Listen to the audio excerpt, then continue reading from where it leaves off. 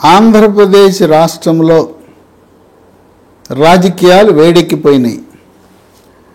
ఎన్నికల కమిషన్ రెండవసారి ప్రధాన ఎన్నికల కమిషనర్ రాజీవ్ కుమార్ ఆధ్వర్యంలో సాక్షాత్తు ఎన్నికల కమిటీ సభ్యులే వచ్చారు. ఫిబ్రవరి 2వ తారీఖున ఎన్నికల నోటిఫికేషన్ విడుదలై మార్చి 6న ఆంధ్రప్రదేశ్లో శాసనసభ, లోక్సభకు పోటీ శాసనసభ ఎన్నికలు జరుగుతాయనే వార్తలు వెలువడుతున్న తరుణంలో ఆంధ్రప్రదేశ్ రాష్ట్రంలో ఉద్యోగస్తులను బదిలీ చేసిన విధంగా వైఎస్ఆర్సీపీ పార్టీ నాయకులను బదిలీలు చేయటం, అంతర్జిల్లా బదిలీలు, అంతర్జోన్ల బదిలీలు. ఉద్యోగస్తులకు, విద్యార్థులకు జోన్లు ఉన్నాయి. ఉత్తరాంధ్రలో 3 జిల్లాలు జోన్ 1, 2వ జోను పశ్చిమ తూర్పుగోదావరి కృష్ణా 2వ జోను, గుంటూరు ప్రకాశం నెల్లూరు 3వ జోను, రాయలసీమ 4వ జోను. ఈ 2వ జోన్ వాళ్ళని 1వ జోన్కి పంపటం, పశ్చిమ గోదావరి జిల్లా వాళ్ళని ఉత్తరాంధ్ర పంపటం, అలాగే ఎమ్మెల్సీలని ఎంపీలుగా, ఎంపీలను ఎమ్మెల్సీలుగా, ఎమ్మెల్యేలని ఎంపీలుగా రకరకాలుగా మార్చేయటం. ఇవన్నీ చూస్తుంటే ఉద్యోగస్తులు బదిలీలు లాగా ఉన్నాయని చెప్పి రాజకీయ పార్టీలు, విశ్లేషకులు భావిస్తున్నారు. ఈ రకంగా బదిలీలు చేయటం అనేది ఇంతవరకు దేశానికి స్వాతంత్రం వచ్చిన తర్వాత ఏ రాష్ట్రంలో కూడా ఎక్కడ ఇట్లాంటి బదిలీలు జరగల. ఏ విధంగా ఏ రాష్ట్రంలో లేని విధంగా 3 రాజధానులను ప్రతిపాదించాడో ఈ అంతర్రాష్ట్ర బదిలీలు. ఇక్కడ బోయ సామాజిక వర్గానికి చెందిన కర్నూలు, అనంతపురంలో అనేక మంది నాయకులు ఉంటే అంతర్రాష్ట్ర బదిలీల కింద కర్ణాటక రాష్ట్రంలో బళ్ళారి నుంచి భారతీయ జనతా పార్టీలో మాజీ ఎంపీగా పనిచేసిన శ్రీరాములనే మాజీ మంత్రి సోదరి శాంతమ్మని బళ్ళారి నుంచి హిందూపురం దాకా దిగుమతి చేసుకుని అంతర్రాష్ట్ర బదిలీలకు తెరతీశారు. ఈ అంతర్జిల్లా బదిలీలు, అంతర్రాష్ట్ర బదిలీలు, అంతర్జోన్ల బదిలీలు, మరి ఎమ్మెల్సీలు ఎంపీలు, ఎంపీలు ఎమ్మెల్యేలు, ఎమ్మెల్యేలు ఎమ్మెల్సీలు, ఈ విధంగా కొంతమంది ఏమీ లేకుండా సినిమా చూడటం. గోరంట్ల మాధవ్ పాపం పోలీస్ అధికారి, ఆయన హిందూపురం ఎంపీగా పనిచేశాడు. ఆయన భవిష్యత్తు ఏంటో ఎవరికి తెలియదు, అగమ్య గోచరం. ఈ విధంగా ఈ బదిలీలు ఏ మేరకు ఫలితాలు ఇస్తాయి, బదిలీలు ఏ మేరకు ఫలితాలు ఇవ్వవు. ఉద్యోగస్తులే బదిలీలు చేస్తే వెళ్ళే పరిస్థితి లేదు. ఒకానొక సందర్భంలో ఉమ్మడి ఆంధ్రప్రదేశ్ రాష్ట్రంలో డాక్టర్లను బదిలీలు చేశారు, మూకుమ్మడి బదిలీలు చేశారు. రాజకీయ నాయకులందరూ వచ్చి ముఖ్యమంత్రి దగ్గర, ఆరోగ్య శాఖ మంత్రి దగ్గర కూర్చున్నారు. కుదరదన్నారు. కుదరదంటే ఎవరు బదిలీలు చేసిన ఏ ఒక్క డాక్టరు కూడా వాళ్ళను బదిలీ చేసిన హాస్పిటల్కి వెళ్లకుండా అందరూ సెలవులు పెట్టేశారు. రకరకాల సెలవులు పెట్టారు, సిక్ లీవ్ పెట్టారు, లేదా కమ్యూటెడ్ లీవ్ అన్నారు, లేదా లాంగ్ లీవ్ అన్నారు. ఇట్లా పెట్టడం వల్ల మొత్తం హాస్పిటల్లో డాక్టర్లు లేకుండా పోయారు. తప్పు చేశామని సవరించుకున్నారు. కనుక ఈ మాస్ ట్రాన్స్ఫర్స్, ఉద్యోగుల భాషలో మాస్ ట్రాన్స్ఫర్స్ అంటారు. ఇక్కడ కూడా 70 మంది దాకా బదిలీలు చేసే పరిస్థితి ఉంది. ఈ బదిలీలు ఏ మేరకు ఫలితాలు ఇస్తాయంటే బదిలీలు రాజకీయ వ్యవస్థలో ఫలితాలు ఇవ్వవు. దానికి ప్రత్యక్ష నిదర్శనం తెలంగాణ రాష్ట్రంలో కాకలు తీరిన కేసీఆర్, జగన్మోహన్ రెడ్డి గురువు లాంటి వాడు. 40 ఏళ్లలో ఎప్పుడు ఓటమి చవి చూడల అటువంటి వ్యక్తి ఒక సాదాసీదా మొట్టమొదటిసారి గెలిచిన బీజేపీ కార్యకర్త వెంకటరమణారెడ్డి చేతిలో కామారెడ్డిలో ఘోర పరాజయం. ఆయనకున్న అనుభవం ఏంటి? ముఖ్యమంత్రి ఓడిపోయాడు. అట్లాగే ప్రస్తుత ముఖ్యమంత్రి రేవంత్ రెడ్డి, ఆయన కూడా సాదాసీదా బీజేపీ కార్యకర్త చేతిలో కామారెడ్డిలో ఓటమి చెందాడు. వాళ్ళిద్దరే మాజీ ముఖ్యమంత్రి, ప్రస్తుత ముఖ్యమంత్రి స్థాయి వాళ్ళే ఓడిపోతే వీళ్ళని అంతర్జిల్లా బదిలీలు, అంతర్జోన్ల బదిలీలు, MLC to MLA, MLA to MP, అంతర్రాష్ట్ర బదిలీలు ఏమాత్రము ప్రయోజనం ఉండదు. అట్లాగే బటన్ నొక్కి అది చేశాను ఇది చేశాను, చివరికి బటన్ నొక్కి ఆంధ్రప్రదేశ్ రాష్ట్రంలో మిగిలింది ఏంటంటే ఆంధ్రప్రదేశ్ బ్రాండు గుంతల రోడ్లు. ఈ గుంతల రోడ్లు చూస్తే ఎవరైనా ఓటేస్తారా? ఎవరు ఓటేయరు. ఈ బటన్ నొక్కేదంతా మర్చిపోతారు. నిన్న ఏం తిన్నామనేది ఈరోజు గుర్తుండదు. ఎవరినన్నా అడిగితే నిన్న పొద్దున్నే టిఫిన్ ఏంటి అంటే గుర్తుండదు, నిన్న మధ్యాహ్నం కూర ఏంటంటే గుర్తుండదు. అట్లా బటన్ నొక్కి ఏదో ఇచ్చాం అది ఇచ్చాం ఇది ఇచ్చామంటే ఎన్ని చెల్లదు. ఆ రోజు ఎన్నికలు జరిగే రోజున వెళ్ళేటప్పుడు ఆ గుంతల రోడ్లోంచి వెళ్తుంటారు. ఇదేంట్రా నాయన ఈ గుంతల రోడ్డు అని. ఉపాధి కోల్పోయిన వాళ్ళు అనేక మంది వలసలు వెళ్ళిపోయారు. ఆంధ్రప్రదేశ్ రాష్ట్రం నుంచి హైదరాబాద్, బొంబాయి, బెంగళూరు, చెన్నై పొట్ట చేతిలో పెట్టుకుని బతుకు తెరువు కోసం వలసలు వెళ్ళారు. కాంట్రాక్టర్లు పక్క రాష్ట్రాలకు వెళ్ళిపోయారు. ఇక రియల్ ఎస్టేట్ అనేది కుదేలైపోయింది. కనుక ఇన్ని రకాల వర్గాలు వ్యతిరేకంగా పనిచేస్తున్నప్పుడు అమరావతి రాజధాని దెబ్బ పెద్ద షాకు, మామూలు షాక్ కాదు.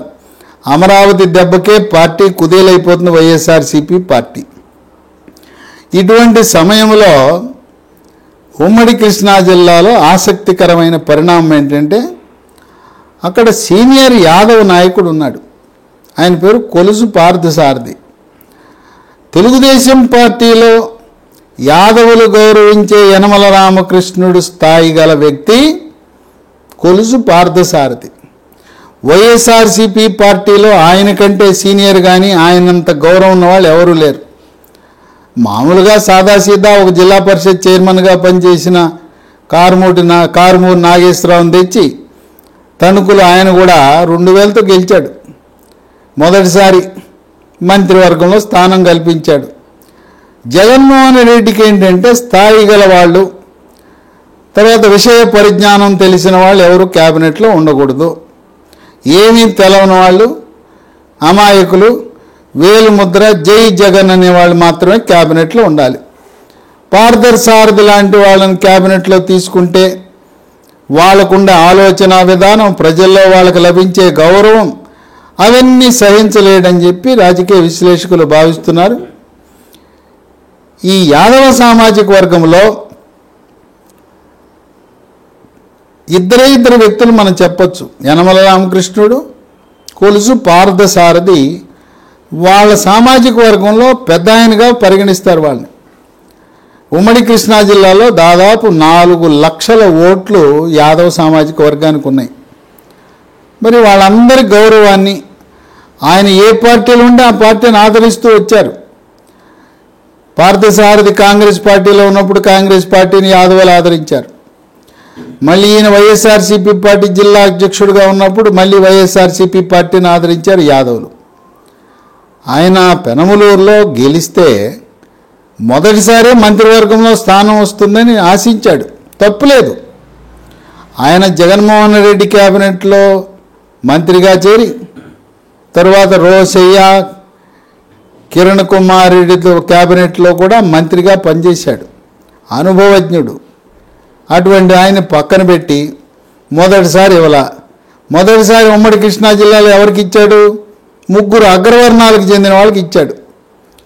పేర్ని నాని మచిలీపట్నం, కొడాలి నాని గుడివాడ, పేరు నాని కాపు, గుడివాడలో కొడాలి నాని కమ్మ, ఇంకొక అగ్రవర్ణాలకు ఇచ్చాడు వెల్లంపల్లి శ్రీనివాసరావు, విజయవాడ పశ్చిమ.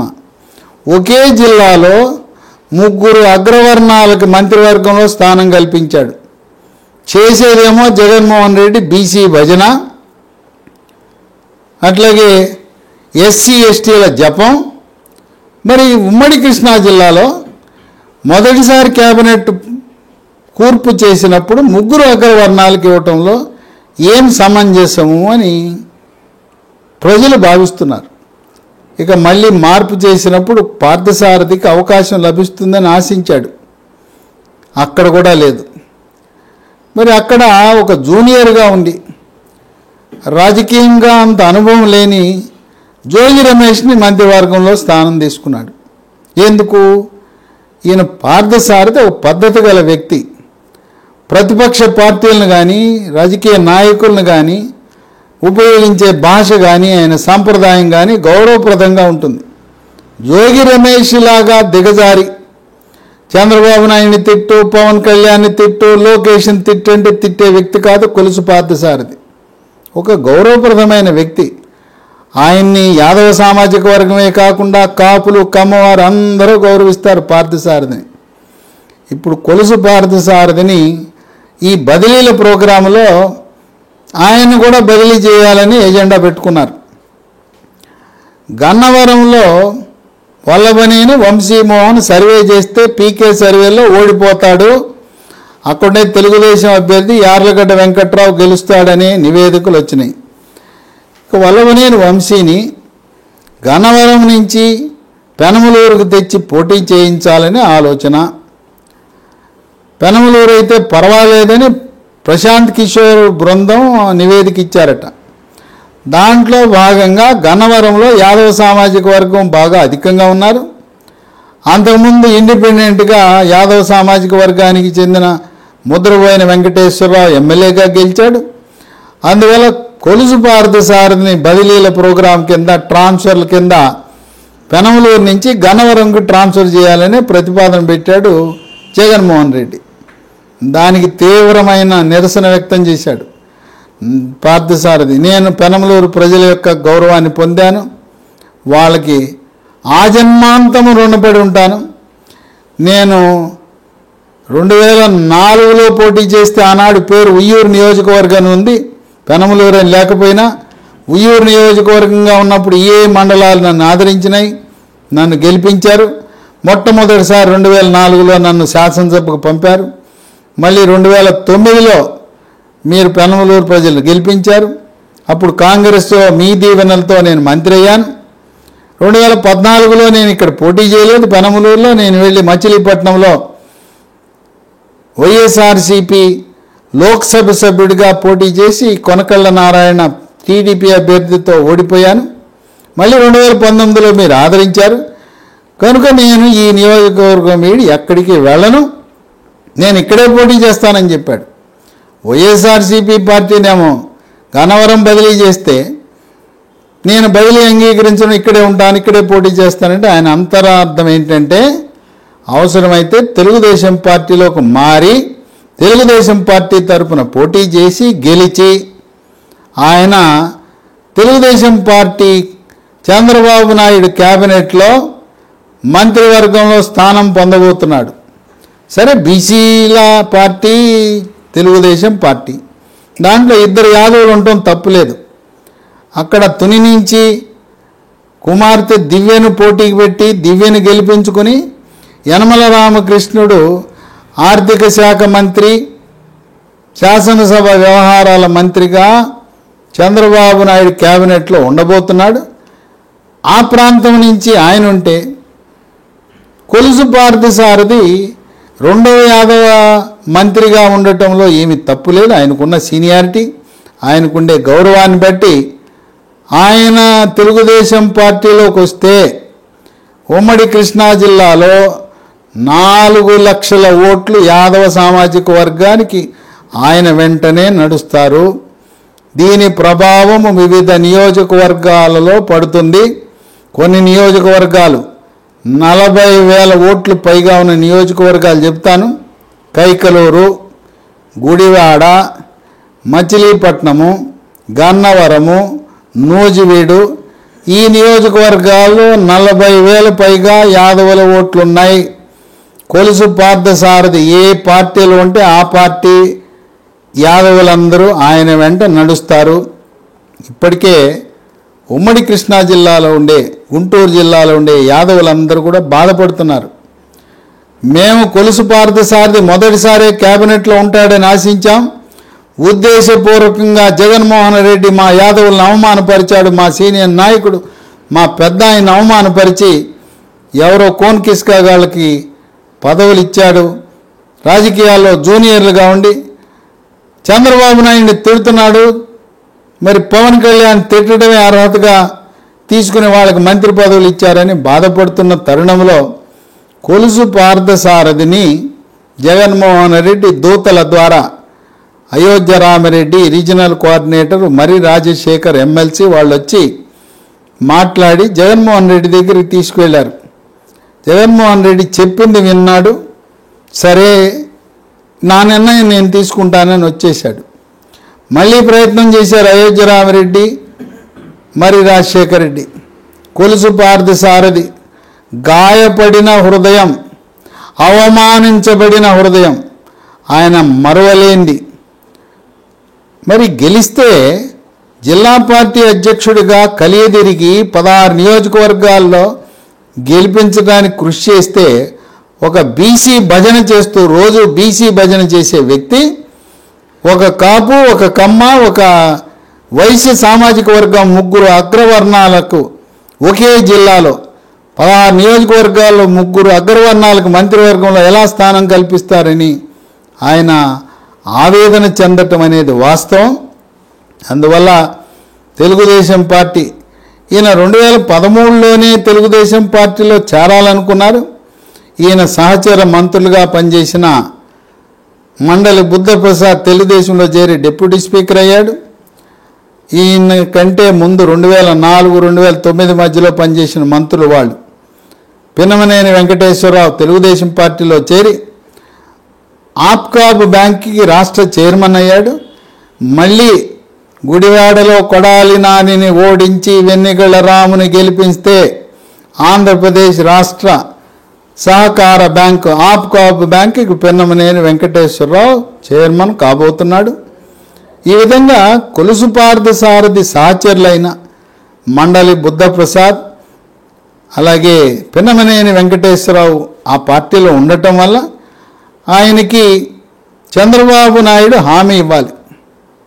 మంత్రి పదవి ఇస్తానని హామీ ఇస్తే పెనమలూరు నుంచి పోటీ చేసి ఘన విజయం సాధించి ఈయన వల్ల ఉమ్మడి కృష్ణా జిల్లాలో 16 నియోజకవర్గాలలో 3 నియోజకవర్గాలు జనసేన ఆశిస్తూ ఉంది. పెడన, అవనిగడ్డ, విజయవాడ వెస్ట్. మిగతా 13 నియోజకవర్గాలలో 1 సీటు బీజేపీ కైకలూరు. ఆ విధంగా 3 జనసేన, 1 బీజేపీ పోగా 12 సీట్లు తెలుగుదేశం పార్టీ 2 లోక్సభ సీట్లను కైవసం చేసుకునే పరిస్థితి వస్తుంది. పార్థసారథి కేవలం యాదవులు, కమ్మవారే కాకుండా కాపులు, మత్స్యకార సామాజిక వర్గం, ఎస్సీ ఎస్టీలు అందరూ కూడా ఆయనకి అనుకూలంగా ఉంటారు. ఇది పామరు నియోజకవర్గం, అది రిజర్వేషన్ ఉండటం వల్ల పెనమలూరు నుంచి పోటీ చేస్తున్నారు. పామరు నియోజకవర్గంలో ప్రస్తుత వైఎస్ఆర్సీపీ ఎమ్మెల్యే కైలే అనిల్ కుమార్, ఆయన కూడా పార్థసారథి శిష్యుడే. ఆయన ఆవేదన చెందుతున్నాడు, మా గురువు గారు పార్థసారథి పార్టీ మారి తెలుగుదేశంలోకి పోతే ఈ గురువు వెంబట శిష్యుని కూడా తీసుకుపోతాడనే అనుమానంతో నా సీటు ఎసరు వస్తుందేమో అని బాధపడుతున్నాడు. కైలే అనిల్ కుమార్ ఆయన పునరుద్ఘాటిస్తున్నాడు, మా గురువు పార్టీ మారినా నేను మారను, నేను ఉంటాను, నేను వైఎస్ఆర్సీపీ అంటున్నాడు.